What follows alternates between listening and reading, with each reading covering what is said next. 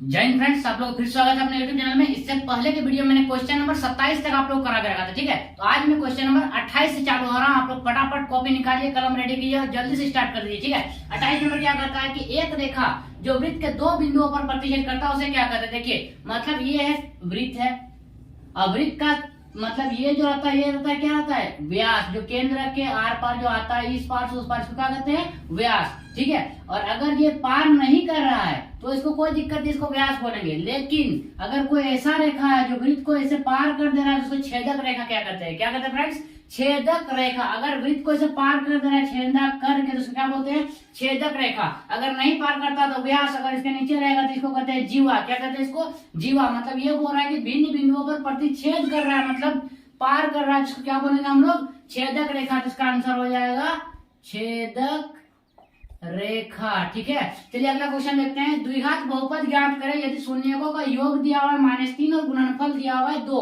देखिए शून्य क्या होता है, आप लोग टाइप 2.2 किए होंगे तो उसमें आप लोगों को शून्य निकालने सिखाया गया होगा। शून्य दो को निकलता है, एक अल्फा और एक बीटा। क्या निकलता है, एक अल्फा और एक बीटा, ठीक है।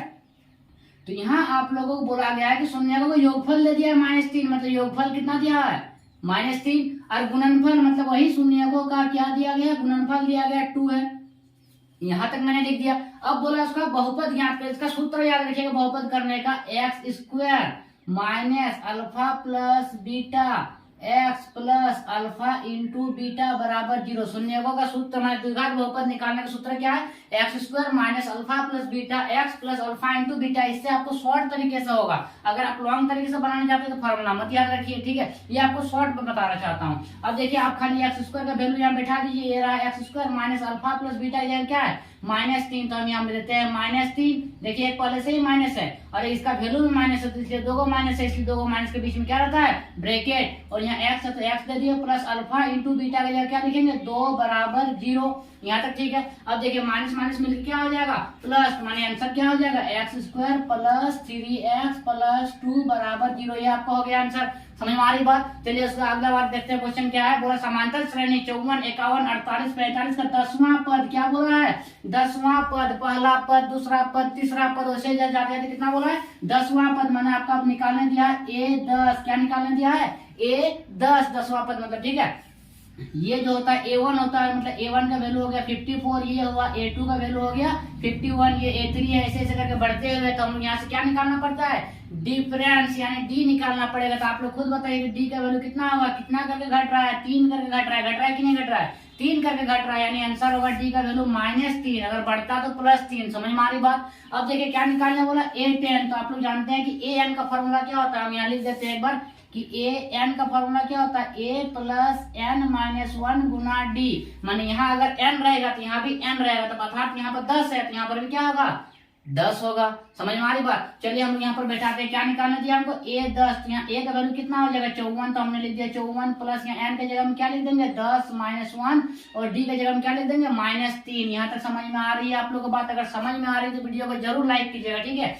अब देखिए 54 तो हम यहाँ 54 लिख देते हैं, यहाँ तक ठीक है। 10 से 1 गया 9, और 9 किया 27, ठीक है। और ये माइनस और प्लस मिल क्या हो जाएगा, माइनस। तो 54 से 27 जाएगा तो आंसर कितना आएगा, 27। मतलब 10वां पद कितना आएगा आप लोग का, 27। ये है आप लोग का आंसर। चलिए हम लोग अगले क्वेश्चन की तरफ बढ़ते हैं। तो चलिए अब हम चलते हैं अगले क्वेश्चन की ओर। अगला क्वेश्चन क्या कहता है, दो बेलन की त्रिज्याओं का अनुपात 2:3 है तथा उनकी ऊंचाइयों का अनुपात 5:3 है, तो उनके आयतनों का अनुपात क्या होगा। बहुत ही मजेदार क्वेश्चन। आप लोग सोच रहे हो बहुत ही हार्ड है, सच में हार्ड है। मैं आपको ट्रिक से बताऊंगा। देखिए कोई दो बेलन है, तो हम लोग यहाँ पर दो बेलन का फोटो बना लेते हैं आराम से। ये रहा, हम लोग दो बेलन का फोटो बना लिया आप लोग समझने के लिए, ठीक है। अब यहाँ क्या बोला गया है कि इसकी त्रिज्याओं का अनुपात 2:3 है। तो मान लेते हैं इसका त्रिज्या हम लोग 2 और इसका त्रिज्या 3। इसको हम लोग मान लेते हैं R1, इसको मान लेते हैं R2, ठीक है। अब देखिए बोला इसकी ऊंचाइयों का अनुपात 5:3 है। इसका ऊंचाई को मान लेते हैं हम लोग 5 और इसका ऊंचाई को 3। मतलब ये हो गया H1 का वैल्यू 5 और ये हो गया H2 का वैल्यू 3। यहाँ तक ठीक है। अब देखिए बोला इसकी आयतनों का अनुपात, अनुपात मतलब क्या होता है, बट्टे। और आयतन का फॉर्मूला आप सभी जानते हैं क्या होता है, पाई r²h, ठीक है। अब देखिए ये भी पाई r²h, तो ये भी क्या होगा, पाई r²h। तो हम इसको भी दे देते हैं पाई आर स्क्वायर एच। अब देखिए इसका वाला R1 है और H1 है, तो हम यहाँ R1 और H1 बैठा देते हैं, और इसका वाला R2 है और H2 है, तो हम इसका वाला में R2 और H2 बैठा देते हैं। अब देखिए यहाँ पर दोनों में पाई और पाई कटा, बचा क्या R1 का स्क्वायर, R1 कितना है 2, और 2 का स्क्वायर कितना होता है 4, तो हम यहाँ लिख दिए 4 इंटू H1 का वैल्यू कितना है, H1 का वैल्यू है 5, तो हम यहाँ लिख दिए 5 बटे यहाँ R2 का वैल्यू कितना है 3, तो 3 का स्क्वायर 9, और यहाँ H2 का वैल्यू कितना है 3, तो हम यहाँ लिख दिए 3। अब देखिए 5 4 कितना हो गया 20 अनुपात 9 27, तो ये 20 अनुपात 27 आप लोग का आंसर हो गया। कैसा लगा ये ट्रिक आप लोग जरूर बताइएगा, ठीक है। चलिए उसके बाद देखते हैं 32 नंबर, किसी वृत्त के केंद्र से 13 सेंटीमीटर दूर स्थित कोई बिंदु P से खींची गई स्पर्श रेखा की लंबाई अगर 12 सेंटीमीटर है तो वृत्त की त्रिज्या ज्ञात कीजिए। देखिए इसमें आपको थोड़ा समझना पड़ेगा, ठीक है। ये रहा एक वृत्त, ठीक है, ये रहा वृत्त का केंद्र, बोला बाहर का कोई बिंदु P है, ठीक है। इस बिंदु से क्या बोला केंद्र से इसका दूरी कितना है 13 सेंटीमीटर, केंद्र से यहाँ कितना दे दिए 13 सेंटीमीटर, ये कोई ओ केंद्र मान लेते हैं हम लोग। अब क्या बोला इससे कोई स्पर्श रेखा खींचा गया 12 सेंटीमीटर, स्पर्श रेखा उसको कहते जो वृत्त को छू करके जाए, बस क्या करके छू करके जाए। ये रहा यहाँ से मान लीजिए ये छू करके जा रहा है, ठीक है, तो मतलब इस बिंदु पर स्पर्श कर रही है, किस बिंदु पर, इस बिंदु पर, तो यहाँ से केंद्र को मिला दिया जाए तो ये होता है त्रिज्या, ये क्या होता है त्रिज्या। अब बोला इसका लंबाई कितना है 12 सेंटीमीटर, इसका लंबाई हम लोग दे दिए कितना 12 सेंटीमीटर। अब आप लोग एक बात नोटिस करके रखिएगा, जब भी त्रिज्या और स्पर्श रेखा आपस में मिलता है उस वहां पर 90 डिग्री कोण बनता है, कितना डिग्री का 90 डिग्री का कोण बनता है। आप लोग को पता चल रहा होगा कि जब 90 डिग्री कोण बने तो पाइथागोरस प्रमेय लग जाता है। अब देखिए पाइथागोरस प्रमेय क्या होता है कि 90 डिग्री जहां बनता है उसका सीधा वाला होता है कर्ण, और ये लंब और आधार कोई भी मान सकते हैं, ये क्या होता है मेनली ये होता है कर्ण।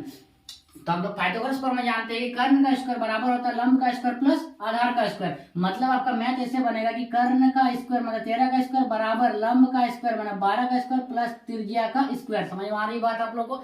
अब देखिए 13 का स्क्वायर की जगह तो आएगा 169, कितना आएगा 169, और 12 का स्क्वायर की जगह तो आएगा 144, और वो 144 उधर में प्लस इधर आएगा तो माइनस 144 हो जाएगा। यहाँ तक ठीक है, बराबर ये बच्चा आर का स्क्वायर। अब दोनों को घटाइएगा तो कितना होगा 25, कितना होगा 25, और उधर से अगर रूट उधर से स्क्वायर इधर आएगा तो क्या बनेगा रूट, तो आर का वैल्यू कितना निकलेगा 25 का रूट, 25 का रूट तो बोलिए कितना होगा 5, तो हो गया इसका त्रिज्या कितना हो गया 5 सेंटीमीटर आंसर, ठीक है। चलिए उसका अगला क्वेश्चन हम देखते हैं। बिंदु -6,8 की मूल बिंदु से दूरी, मूल बिंदु मतलब क्या होता है जानते हैं 0,0, मूल बिंदु मतलब क्या होता है 0,0। आपको मैंने पहले ही बताया कि दूरी सूत्र क्या होता है, फॉर्मूला x2 - x1 का whole square plus y2 - y1 का होल स्क्वायर का रूट, ये होता है हम लोग का दूरी सूत्र, ठीक है। अब देखिए x2 x1 कौन वाला होता है वो तो पहले जानना पड़ेगा ना। ये होता है x1 और ये होता है y1, और ये जो होगा ना ये होगा x2 और ये होगा y2। समझ में आ रही बात, कोई भी बिंदु xy रहता है तो ये x1 y1 ये x2 y2। अब हम लोग फॉर्मूला से निकाल सकते हैं x2 - x1 मतलब 0 से 6 घटाना होगा तो 0 और माइनस, और पहले से यहाँ पर माइनस तो वो माइनस मिलकर प्लस, और 6 इसका हो जाएगा इसका whole square plus y2 - y1, तो y2 क्या है 0 और माइनस y1 क्या है 8, तो इसका होल स्क्वायर, और ये रहा हमने रूट दे दिया, ठीक है। अब देखिए 6 + 0 कितना होगा 6 का स्क्वायर की जगह कितना आएगा 36 प्लस 8, और 0 घटाइएगा तो 8 आएगा, 8 का स्क्वायर कितना आएगा 64। अब इसका रूट निकाल लीजिए, इसको जोड़िएगा तो कितना होगा 100, जोड़िएगा कितना होगा 100, 100 रूट कितना निकलता है 10। तो ये हो गया आप लोगों का क्वेश्चन नंबर 33 का आंसर, कितना होगा आंसर 10। समझ में आ रही बात। चलिए हम लोग अगले क्वेश्चन की ओर बढ़ते हैं।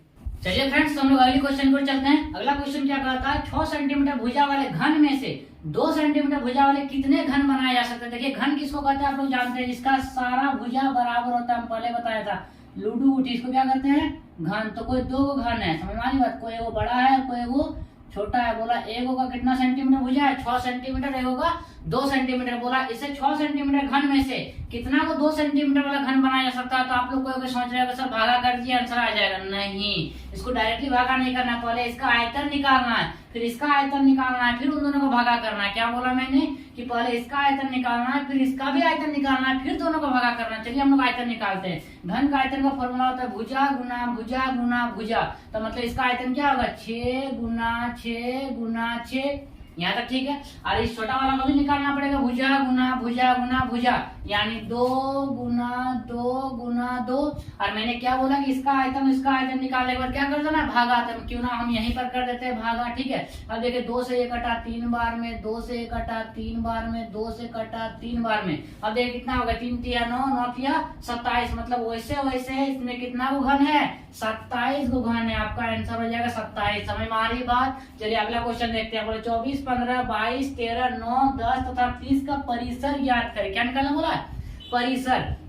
परिसर मतलब होता है सबसे बड़ा से सबसे छोटा को घटाना है। तो बड़ा कौन है 30 और छोटा कौन है 9, तो इन दोनों का घटाइएगा तो कितना आएगा 21। तो परिसर का आंसर कितना आ गया 21। समझ में आ रही बात। अगर समझ में आ रहा हो तो कृपया करके वीडियो को लाइक जरूर करना, ऐसे भाग मत जाना समझ के, ठीक है। चलिए अगला क्वेश्चन देखते हैं। निम्नलिखित में से कौन सी किसी घटना की प्रायिकता नहीं हो सकती है। मैंने पहले बताया था कि प्रायिकता 0 और 1 के बीच में होता है, प्रायिकता 0 और 1 के बीच में होता है। समझ में आ रहा है बात। अब देखिए ये 0.3 ये तो हो सकता है, कोई दिक्कत नहीं है। ये 0.2 ये भी हो सकता है। ये 3.5 ये नहीं हो सकता है, मतलब ऑप्शन ए आपका राइट है। कोई बोलिएगा कि सर 60% क्यों नहीं हुआ। देखिए 60% जब परसेंट हटाइएगा ना तो बटे 100 लगता है, बटे क्या लगता है। अब देखिए इसका अगर आप भागा कीजिएगा कितना आएगा 0.6, मतलब ये भी प्रायिकता हो सकता है। तो कौन वाला नहीं हो सकता, ए नंबर वाला नहीं हो सकता, ठीक है। उसके बाद 37 नंबर देखते हैं। 0 और 50 के बीच विषम संख्या कितना है। तो चलिए कमेंट करके बताइए विषम संख्या कितना है, कितना हो सकता है। देखिए 0 से 50 के बीच में विषम संख्या कहते हैं किसको कहते हैं, जो 2 से भागा ना जाए। जैसे 1, 3, 5, 7, 9 ऐसे करके आप गिनते रहिएगा तब शाम हो जाएगी। क्या करना है, सीधी सी बात, जितना रहेगा उसको 2 से भागा कर देना है। कितना आएगा आंसर 25। 0 से 50 के बीच कितना विषम संख्या 25 हो जाएगा आंसर, ठीक है। चलिए अगला क्वेश्चन देखते हैं। किसी वृत्त के बाह्य बिंदु से P से 2 स्पर्श रेखा PA और PB खींचा गया है। यदि PA 4 सेंटीमीटर है तो PB कितना होगा। मतलब देखिए कोई एगो वृत्त है, उसका ये रहा केंद्र, कोई एगो बाहरी बिंदु P है। यहाँ से अगर एगो स्पर्श रेखा P से A तक खींचा गया और एगो स्पर्श रेखा P से B तक खींचा गया, तो बोला अगर PA 4 है तो PB कितना होगा।